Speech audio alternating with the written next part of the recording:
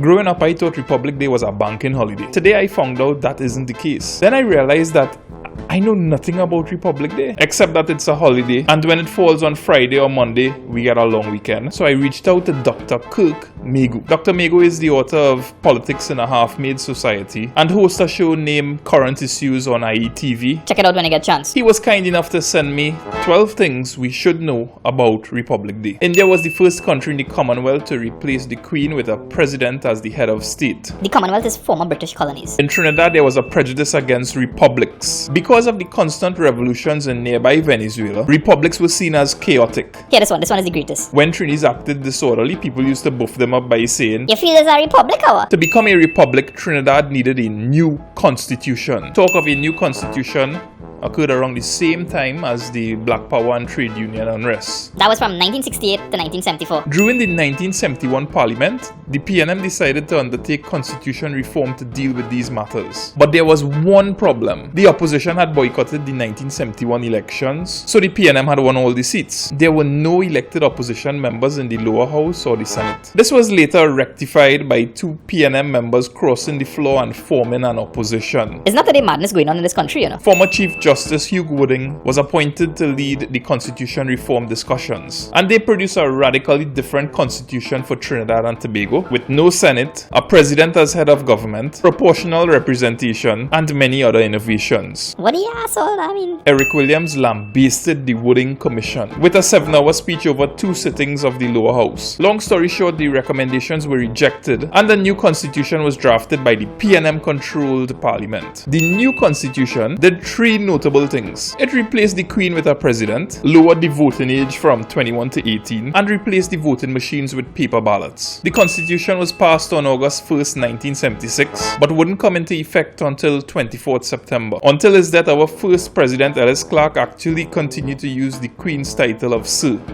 What does that tell you? The Republican Constitution did not cut all ties with Britain. The Privy Council is still our highest court of appeal. Under the UNC administration, the Republic Day holiday was removed in 1996 to make way for the Shouta Baptist Liberation Day. In 2002, under the PNM administration, Republic Day was made a holiday again, increasing the total number of holidays in Trinidad and Tobago. Red Wall News. It's better than blues.